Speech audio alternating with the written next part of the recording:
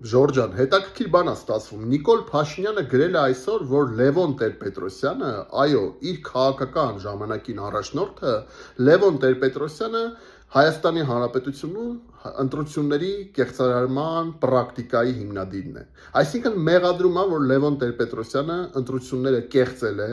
որ Լևոն Տեր-Պետրոսյանը հանցագործություն է կատարել Հայաստանի Հանրապետության նկատմամբ եւ Հայաստանի ժողովրդի նկատմամբ, բայց չգիտեմ թե ինչու այդ դեպքում 2008 թվականին խնդրեմ, ինչ էր գոռում Նիկոլ Փաշինյանը Ազատության հրապարակում։ Լևոն, Լևոն, Լևոն, Լևոն, Լևոն։ Շատ հետաքրքիր է, չէ՞ ստացվում, Ժորժան։ Բայց այդ դեպքում, պարոն Փաշինյան, դուք ինչու եք գոռում Լևոն, Լևոն, ուզում եք բերեք Լևոն Տեր-Պետրոսյանին իշխանության, որ իշխանությունում փայ ունենայիք, չէ՞։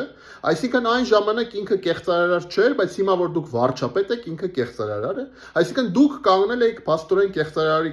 կողքը, երբ որ ձեզ պետք էր, որպեսզի իշխանության մաս լինեիք, հա։ Իսկ հիմա ինքը ձեզ էլ պետք չի, ինքը դառավ կեղծարար։ Բա սա է իրականությունը, հա, երկակի մոտեցումները էլ ո՞նց են լինում, սենց են լինում, Ժորժան, խոմ պոզով պոչով չեն լինում։ Ես Հանուն սոցիալական արդարության կուսակցության նախագահ Արման Ղուկասյանն եմ, բաժանորդագրվեք իմեջին։